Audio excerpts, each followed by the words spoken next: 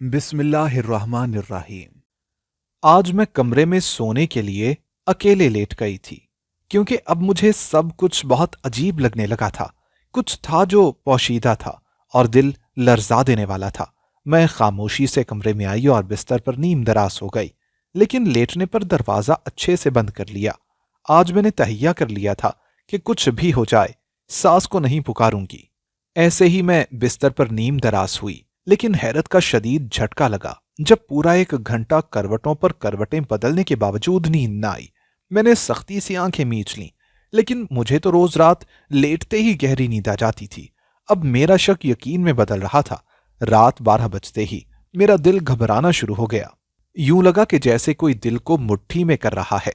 कमरे में घुटन शुरू हो गई। मैं फौरन बिस्तर से उठ खड़ी हुई और कमरे में टहलने लगी, लेकिन मुझे इस कदर घबराहट हो रही थी कि घबराहट खौफ में बदल गई।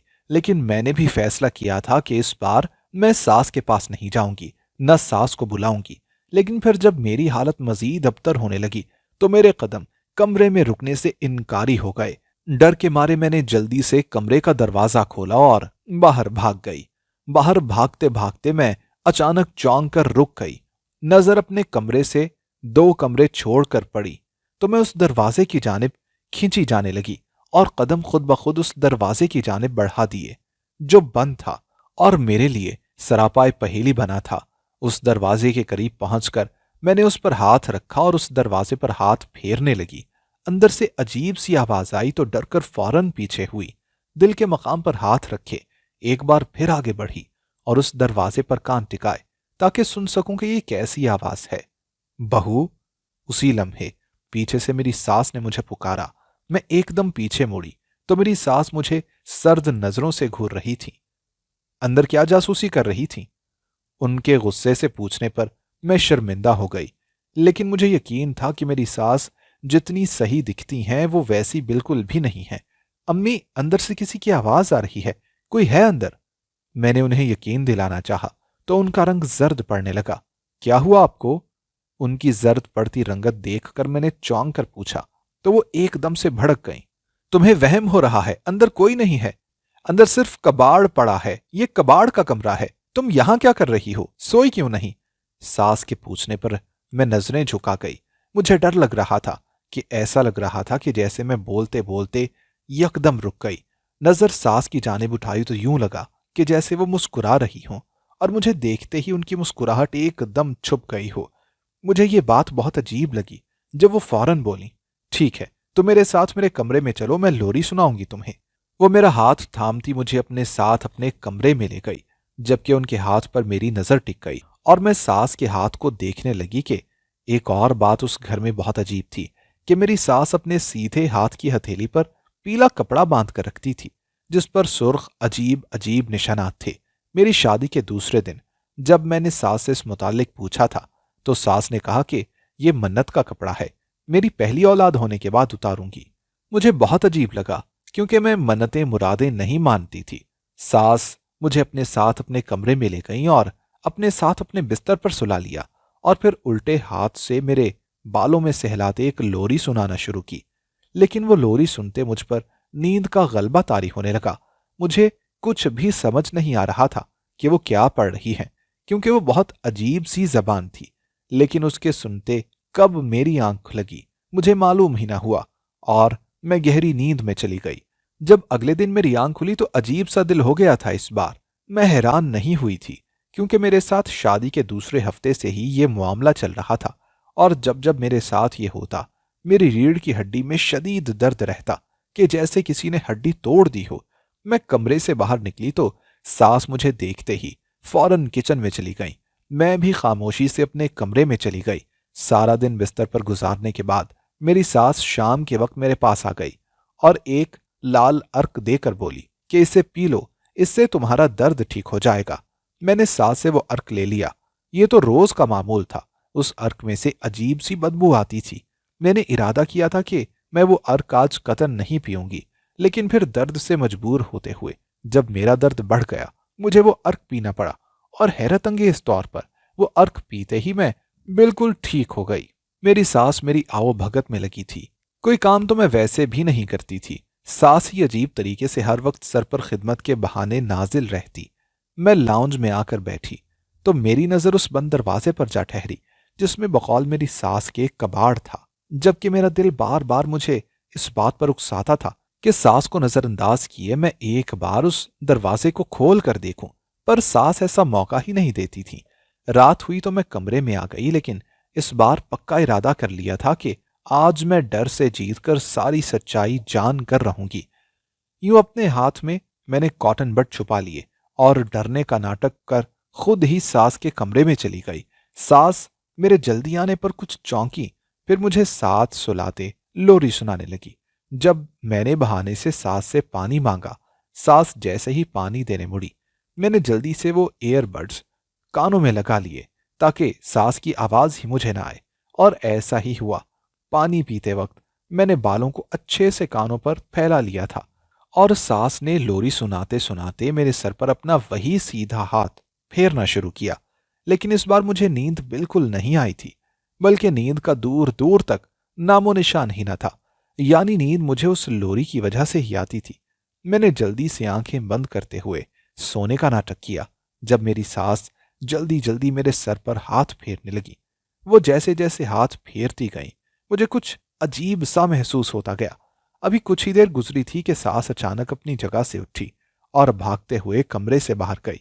मैं हैरत से खाली दरवाजे को देखने लगी। जब अचानक से सास वापस आ गई, मैं फौरन पहले वाली पोजीशन में आ गई।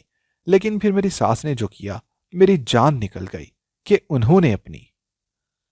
मेरा नाम फरवा जाबर है। मैं कराची की रहने वाली हूं और एक कम पढ़ी लिखी मगर समझदार बाशऊर लड़की हूं। ये एक तल्ख हकीकत है कि अच्छे रिश्ते आजकल अच्छे जहेज की बुनियाद पर ही मिलते हैं। मेरे साथ भी वही मामला था। माँ बाप की 3 बेटियां मजीद थीं। मैं सबसे बड़ी थी और जहेज एक बेटी का भी न था। जब रिश्ते आते और पसंद करते, लेकिन जब जहेज का सुनते तो बहाने से इनकार कर जाते। अम्मा अब्बा बहुत परेशान थे। जब इसी दौरान एक बहुत अच्छा रिश्ता आया। लड़का सऊदी अरब में रिहाइश पजीर था, अच्छी नौकरी करता था और लड़के वालों की कोई डिमांड भी न थी। उन्हें लड़की 2 जोड़ों में चाहिए थी। अब्बा और अम्मा इस रिश्ते पर बहुत ममनून थे। घर बैठे इतना आलीशान रिश्ता जो मिल गया था। लेकिन लड़के वालों ने ऐसी शर्त रखी कि अम्मा अब्बा परेशान हो गए। उन्होंने कहा कि लड़की शादी के बाद सऊदी अरब लड़के के पास जाएगी। लड़का फिलहाल पाकिस्तान नहीं आ सकता, इसलिए निकाह फोन पर होगा। पहले तो अम्मा अब्बा कश्मकश में पड़ गए थे, लेकिन फिर रिश्तेदारों ने समझाया कि अल्लाह का नाम लेकर बिस्मिल्लाह कर दो, तो अब्बा ने हां कर दी। फोन पर मेरा लड़के से निकाह हुआ, साथ ही सादगी से रुखसती तय पा गई। लेकिन रुखसती से पहले अम्मा कमरे में आई और जल्दी से मेरे पेट पर एक तावीज बांध दिया और बोली कि इस तावीज को मत उतारना, यह हिफाजती तावीज है। मैं अम्मा की बात पर हंस दी। जब ससुराल आई तो घर बड़ा खूबसूरत था। सब ने आओ भगत की। मेरे ससुराल में सिर्फ एक नंद और एक सास थी। नंद शादीशुदा थी। शादी के 3 दिन बाद ही ससुराल चली गई, जबकि सास मुझे किसी काम को हाथ तक ना लगाने देती। मेरे किचन में जाने तक पर पाबंदी लगा दी गई। मैं बड़ी खुश भी थी कि इतना अच्छा ससुराल मिला है। लेकिन शादी के 5 दिन के बाद मैं अपने कमरे से बराबर दूसरे कमरे की तरफ गई, क्योंकि मैं सारा घर देख चुकी थी सिवाय उस एक कमरे के। मुझे अंदर से वो कमरा भी देखना था जो हर वक्त लॉक रहता था। लेकिन जब मैंने वो कमरा खोलना चाहा तो वो लॉक था। मुझे उस रोज बड़ा अजीब लगा। सास कमरे से निकली और मुझे उस कमरे के बाहर खड़ा देखकर एकदम घबरा गई और फिर फौरन मुझे इस दरवाजे के पास से हटा दिया। मेरे हैरत से पूछने पर वो मुझसे बोलने लगी कि इस कमरे में पुराना सामान रखा है और इस कमरे को नहीं खोलते। मैंने सास से सफाई के बहाने जाने की कोशिश की तो सास भड़क गई और बोली कि उस कमरे में मत जाना। मुझे सास का यूं मना करना बहुत बुरा लगा था, लेकिन फिर मैंने नजरअंदाज कर दिया। लेकिन न जाने क्यों वो कमरा मुझे अपनी जानिब खींचता हुआ महसूस होता था, ऐसा कि जैसे अंदर कोई है। अक्सर वहां से गुजरते हुए मुझे आहट भी महसूस होती। शादी के ठीक 1 हफ्ते के बाद मैं रात को सो रही थी जब मुझे ऐसा लगा कि जैसे अचानक किसी ने मेरे वजूद को रस्सियों से बांध दिया है और मुझसे न हिला जाता न सांस ली जाती। मैं डर के मारे सास के कमरे में चली गई तो सास ने मुझे मोहब्बत से लोरी सुनाना शुरू की। वो लोरी सुनने में अजीब थी, लेकिन उसको सुनते ही मेरा जहन पुरसुकून हो गया और मुझे नींद आने लगी। गहरी नींद में जाने से पहले मैंने बंद होती आंखों से सास को देखा, तो देखा कि वो जल्दी जल्दी अपने उल्टे हाथ से वो कपड़ा उतार रही थी जो मन्नत से बांधा हुआ था। लेकिन उस वक्त नींद का ऐसा गुबार था कि चाहने के बावजूद मैं आंखें ना खोल सकी। सुबह जब मेरी आंख खुली तो मुझे अपना जिस्म भारी भारी महसूस हुआ और कमर में शदीद दर्द।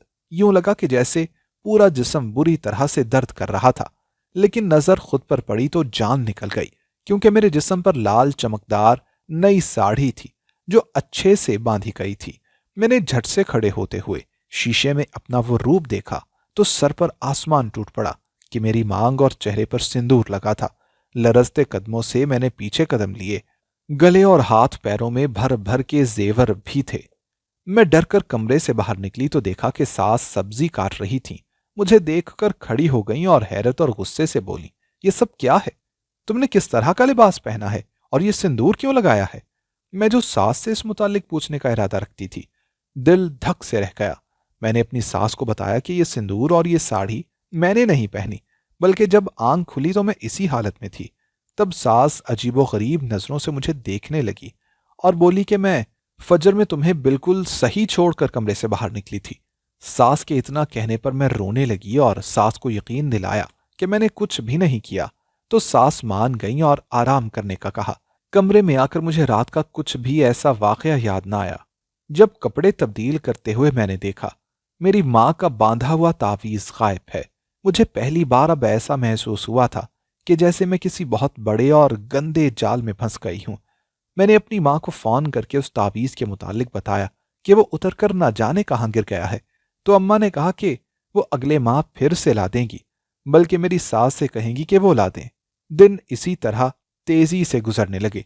सास एक अजीब से अर्क एक छोटी सी प्याली में लाकर देती तो कमर दर्द खत्म हो जाता। लेकिन अब और भी बात बढ़ गई थी। मैं जब सोकर उठती तो हाथों पर लाल मेहंदी और दुल्हन जैसा मेकअप भी होता। सास उल्टा मुझे ही बोलती कि तुम्हें नींद में ये सब करने की आदत है। लेकिन मैं ये बात नहीं मान सकती थी, इसीलिए खामोश हो गई। लेकिन वक्त गुजरने के साथ साथ सास और उस दरवाजे पर शक होने लगा था। उस कमरे का लॉक्ड होना, सास के हाथ पर बंधे उस अजीब निशान वाला कपड़ा, सास की अजीब सी लोरी और रोज सुबह उठकर मेरा दुल्हन बना होना, वो भी हिंदू दुल्हन, ये बात काबिले कबूल ना थी। मैंने पहले सोचा कि अपनी मां से इस मुतालिक पूछूं, पर फिर इरादा बदल दिया कि वो परेशान हो जाएंगी। लेकिन साथ ही ये फैसला किया कि इस रात से पर्दा उठा दूंगी। तभी रात कानों में बहाने से एयरबड ठोंस लिए और जो मंजर मैंने देखा, मेरा दिल किया कि जमीन फटे और मैं उसमें समा जाऊं। मुझे अपनी सास से शदीद डर महसूस हो रहा था, लेकिन मैं चाहने के बावजूद ये जाहिर नहीं कर सकती थी कि मैं सारी हकीकत जान चुकी हूं और सब अपनी आंखों से देख रही हूं। वरना मेरे साथ शायद कुछ ऐसा होता जो नाकाबिले बर्दाश्त होता।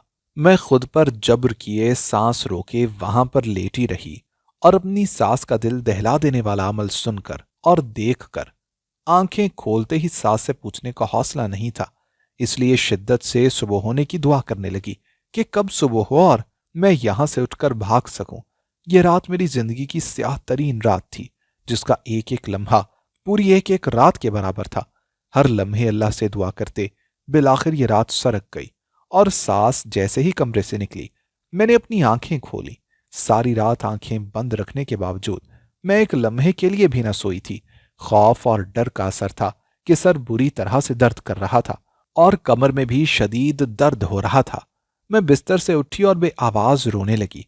अपने चेहरे और माथे पर लगा सिंदूर जोर जोर से मिटाते मैंने सारे जेवर उतार कर फेंक दिए। सास के कमरे ही मौजूद मेरी हालत बिगड़ रही थी। मुझे फौरन बाहर जाते भी खौफ आ रहा था कि सास लाल आंखें देखती समझ जाएंगी और मेरा राज जान जाएंगी। मैं फरार का रास्ता ढूंढते भागने की जगह तलाशने लगी। जब मैंने देखा कि मेरी सास वापस कमरे की जानिब आ रही है, मेरी डर के मारे जान निकलने लगी। मैंने जल्दी से सास के कमरे का दरवाजा बंद कर दिया और वहीं बैठकर रोने लगी। जब सास ने कमरे का दरवाजा खटखटाया, फरवा तुम जाग रही हो? दरवाजा तुमने अंदर से लॉक किया है? उनके लहजे में हैरत थी। मैं सांस तक रोक गई जब वो एकदम गुस्से से बोली, दरवाजा खोलो। मुझे लगा कि मैं वहीं मर जाऊंगी, क्योंकि मैंने जो रूप सास का देखा था वो मुझे इंसान तो बिल्कुल न लगी थी कि अचानक मुझे अपने अंदर एक तवानाई सी महसूस हुई। मैंने तेजी से आयतुल कुर्सी का विर्द शुरू किया और जल्दी से कमरे में कोई चीज तलाश करने लगी, लेकिन कुछ भी ना मिला। जब मैंने दरवाजे के पीछे होते अल्लाह का नाम लेते दरवाजा खोल दिया, मेरे दरवाजा खोलते ही सास कमरे में दाखिल हुई। मैं उसी लम्हे बर्क रफ्तारी से सास को बेड पर धक्का दिया और बाहर निकलते ही कमरे का दरवाजा बाहर से बंद कर दिया। मेरी सास पीछे से चिल्लाने लगी कि दरवाजा खोलो, और धमकियां भी देने लगी कि मुझे तलाक दिलवा देंगी। मैं अपने कमरे की जानिब भागने लगी थी कि एकदम ठहर गई। मेरी नजर वापस उस दरवाजे पर पड़ी कि जिसके करीब सास भटकने भी ना देती थी। मुझे उस दरवाजे से इस कदर खौफ महसूस होने लगा कि जितना कभी किसी से भी ना हुआ था। मैंने डरते उस जानिब कदम बढ़ा दिए और किसी अनजाने एहसास के तहत उस कमरे की भी बाहर से कुंडी लगा दी और कदम पीछे लेती कमरे में भाग गई। पीछे से मुझे मेरी सास के चीखने की आवाजें आ रही थीं। वो इतनी जोर से दरवाजा पीट रही थी कि यूं लगता था कि तोड़ ही डालेंगी। मैं जल्दी से मोबाइल लेती कमरे से बाहर निकली और अपनी अम्मी को फोन लगाने लगी, जब अचानक उस कमरे का दरवाजा भी तेजी से बजने लगा कि जिसको सास कबाड़ का कमरा कहती थी। मेरे हाथ से खौफ से फोन गिरते गिरते बचा था। इतने में मेरी अम्मी ने फोन उठा लिया। मैंने उनसे बात करते उन्हें सब कुछ बता दिया, जिसे सुनते ही मेरी अम्मी भी रोने लगी और मुझे घर से बाहर निकलने का कहा। मैं घर से बाहर निकल आई। मुझे दुल्हन बने यूं घर के बाहर सिंदूर से भरा देखकर सब मुझे अजीब सी नजरों से देखने लगे थे और जमा होने लगे। मैंने मोहल्ले की औरतों से मदद मांगी, लेकिन वो मुझसे ही खौफजदा थीं।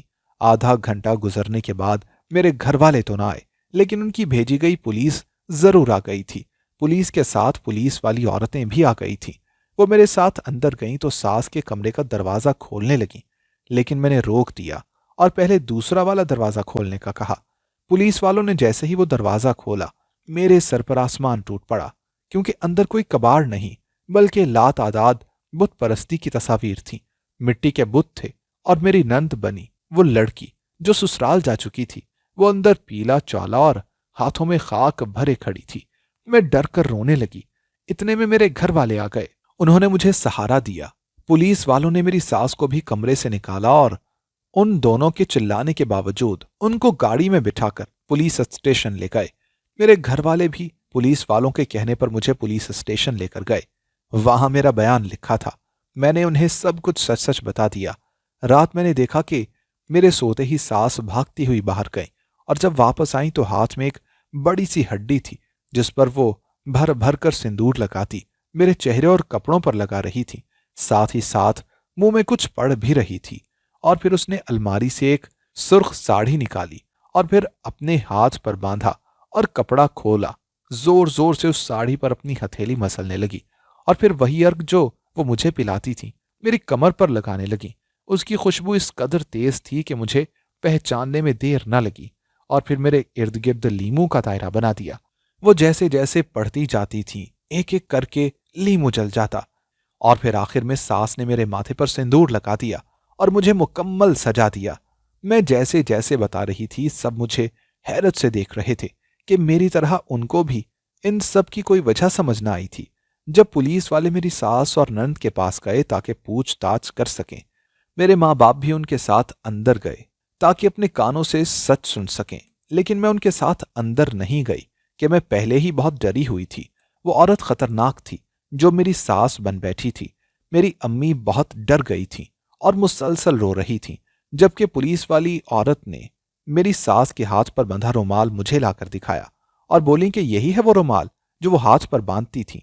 मैंने हामी भरी, क्योंकि वो वही रुमाल था। जब पुलिस वाली ने बताया कि इस पर जो नक्श है वो जादू के हैं और जादू कानूनन बहुत बड़ा जुर्म है, जब वापस आए तो तफसीलन मुझे और मेरे घर वालों को सारी बात बताई, जिसे सुनते मेरी अम्मी रोने लगी कि वो लोग बुत परस्त हैं और 6 माह पहले इनकी बेटी का इंतकाल हो गया था, तो उस बेटी का दूसरा जन्म भी इनके घर में ही हुआ। इसलिए उनको एक रास्ता मिला था जिसमें इनके पीर ने हुक्म दिया था कि अगर वो किसी मुसलमान लड़की की शादी अपने बुत से कर दें तो उस लड़की की कुर्बानी के बदले उनकी बेटी का जन्म उन्हीं के घर में होगा। ऐसा उनका मानना था। इसी दौरान उन्होंने मेरा सुना कि मेरे माँ बाप रिश्ते के लिए परेशान हैं। तो फिर मेरे घर भेस बदलकर मोबाइल पर झूठा निकाह किया और रोज रोज मुझे अपने बुत की दुल्हन बनाती थी। और जब जब वो दुल्हन बना रही होती थी तो अंदर बैठी मेरी नकली नंद इल्म करती थी। एक हफ्ते बाद उनके मुताबिक मैं अपने शौहर यानी उनके बुत के पास चली जाती, यानी मर जाती, और उनकी बेटी के घर वापस उनकी पहली बेटी का जन्म होता, ऐसा उनका मानना था। हालांकि ये सब सुनते मेरे घर वालों का सर चकरा गया। मेरी अम्मी मुझसे लिपटकर रोने लगी कि अगर कुछ वक्त और गुजरता तो क्या कुछ हो जाता। उनको सजा मिल गई और मेरे माँ बाप को सबक। प्यारे लोगों, अल्लाह ने लड़की के साथ उसका नसीब भेजा है, अल्लाह का वादा है। इसलिए जहेज और रिश्ते की फिक्र करते उसे बोझ समझकर कहीं भी ना फेंकें, बल्कि अच्छे से जांच पड़ताल करके परख कर कोई भी फैसला लें, कोई कदम उठाएं। शुक्रिया। दोस्तों, अगर आपको हमारी आज की कहानी पसंद आई हो तो लाइक करना और कमेंट करना हरगिज ना भूलिएगा। और अगर आप मुस्तकबिल में भी ऐसी कहानियां सुनना चाहते हैं तो हमारे चैनल को सब्सक्राइब करते हुए घंटी का बटन जरूर दबाइएगा। अल्लाह हाफिज।